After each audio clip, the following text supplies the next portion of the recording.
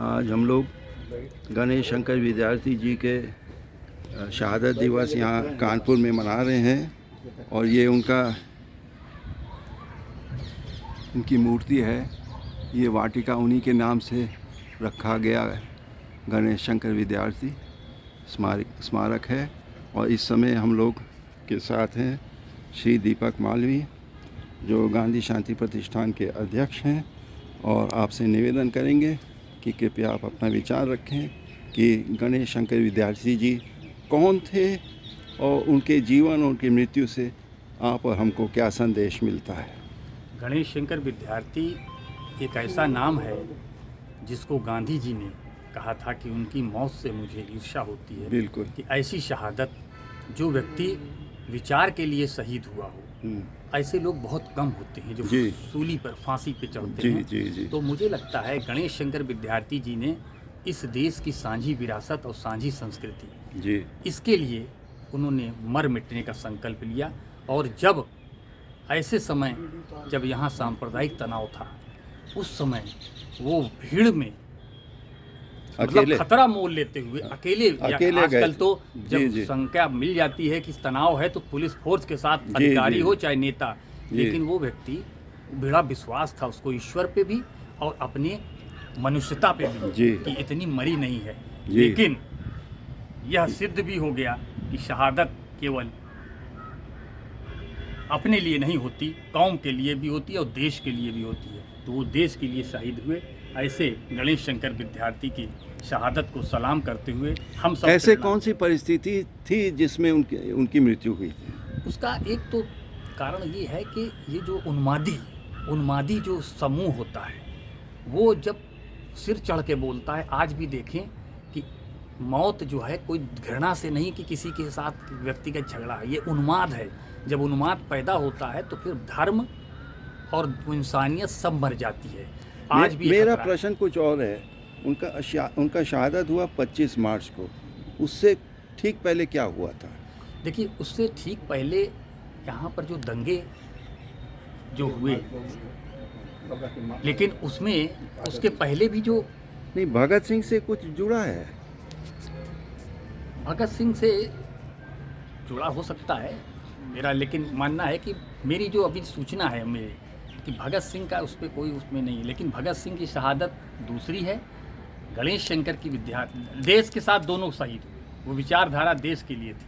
वो लड़े अंग्रेजों के खिलाफ, ये लड़े अपने हिंदुस्तानियों की जो विचारधारा थी। जो हमने सुना है कि उनके मरने के बाद यहाँ राइट्स हो गए थे, हिंदू मुस्लिम राइट हो गए थे, क्योंकि उन्हीं की मृत्यु हुई थी। उनको फांसी चढ़ाई गई थी शायद 23 मार्च को, और आपका शहादत हुआ 25 मार्च को। तो लिंक तो ज़रूर है।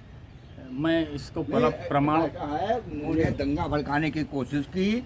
उनको था कि 2 दिन में बहुत बड़ा उपद्रव देश में होने वाला है उनकी भगत सिंह की शहादत के बाद।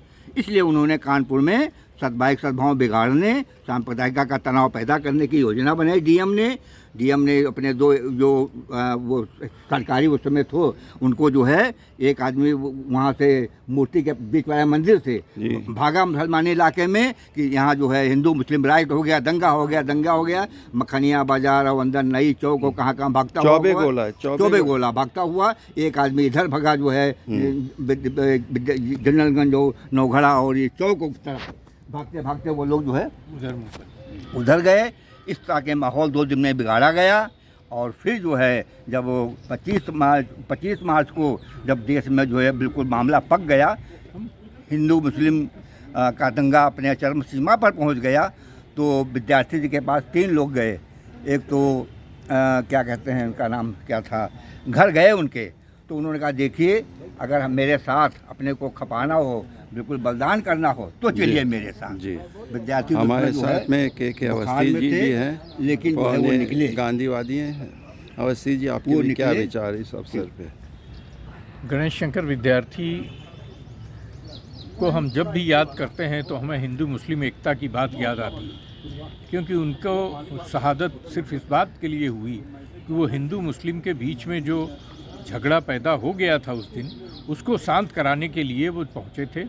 और तमाम सारे हिंदुओं को मुस्लिम इलाके से और मुस्लिम को हिंदू इलाके से निकाल कर बाहर ला रहे थे जी और इसी में उनकी जी। हत्या किसने की और कैसे की जी। ये बात उस समय प्रकट नहीं हो पाई।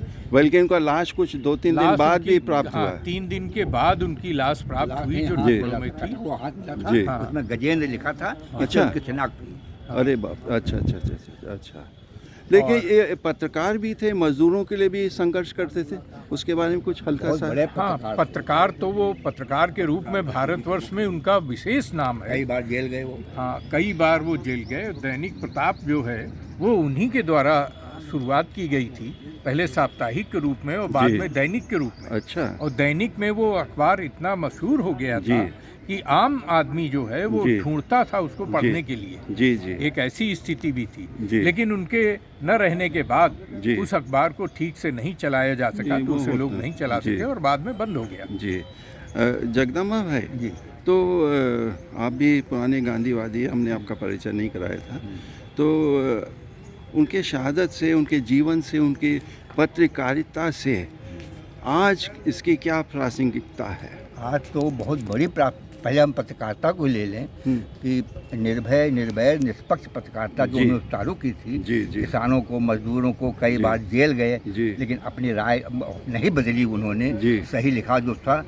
आज तो बहुत आवश्यकता है आज के माहौल में, जहाँ राजनीतिक मूल्य नहीं रह गए हैं, स्वार्थपरता आ गई है, सत्ता के लिए कुछ भी किया जा सकता है, जी, जी, इन्हीं जी। मूल्यों को तिलांजल दी जा सकती है। ऐसे में निर्भय निर्भय निष्पक्ष पत्रकारिता की बहुत आवश्यकता है और शायद उसका अभाव हो गया है। जी। खोजने की भी दो एक हमको प्रिंट मीडिया इलेक्ट्रॉनिक मीडिया मिल जाए तो बहुत बड़ी बात है। जी। तो इसलिए आज ज़रूरत है जी। निर्भय निर्भय निष्पक्ष पत्रकारिता की, जी। निर्भय होकर के उनको चाहे संरक्षण मिले। वे मजदूरों महिलाओं के लिए भी संघर्ष किए थे। बहुत संघर्ष किया, मजदूरों के लिए तो बहुत ही किया, जो ये बिखरे हुए मजदूर थे जिनका कोई संगठन नहीं था। किसान मजदूर यूनियन बनाई उन्होंने और किसान मजदूर यूनियन बना करके उनके साथ संघर्ष किया। उसमें इनका भी योगदान था, हमारे जो अग्नोत्री जी थे, बहुत बड़ा देवीदत्त अग्नोत्री जी, जी, दादाजी का जी, जी, बहुत जी। बड़ा योगदान था, बहुत बड़ी लीडर उसमें थे, विद्यार्थी जी के उसमें। तो ये सब उन्होंने इकट्ठा किया किसानों के लिए, मजदूरों के लिए। और वो गांधी जी के भले ही उनके अंदर जो है वो हो, लेकिन गांधी जी का रिस्पेक्ट करते थे। गांधी जी भी उनको बहुत जो है मानते थे। उन्होंने कहा, महिलाओं के बारे में उनकी क्या भूमिका रही? हाँ, महिलाओं के बारे में उस समय जो ये दुर्गा भाभी और जब शहीदों उनके साथ थी, जो जी। भगत सिंह के साथ की थी, जी भगत क्रांतिकारियों को, महिलाओं को उन्होंने संरक्षण दिया जी। और उनका मार्गदर्शन किया, आर्थिक सहायता भी की जी। मांग करके। अच्छा हाँ, तो जैसे कानपुर में पहला जो श्रमिक संगठन बना है वो उनके द्वारा ही बनाया, किसान मजदूर पहला, यूनियन सबसे पहला पूरे किसान इंडिया में? मजदूर नहीं, कानपुर कानपुर में। चलिए, बहुत बहुत धन्यवाद आप सबको हमारे इस YouTube चैनल में बात करने के लिए। आप सबसे निवेदन है, यदि आपने इस वीडियो को पसंद किया, कृपया लाइक करिए, सब्सक्राइब करिए, शेयर करिए, कमेंट करिए। बहुत बहुत धन्यवाद। जय हिंद। धन्यवाद।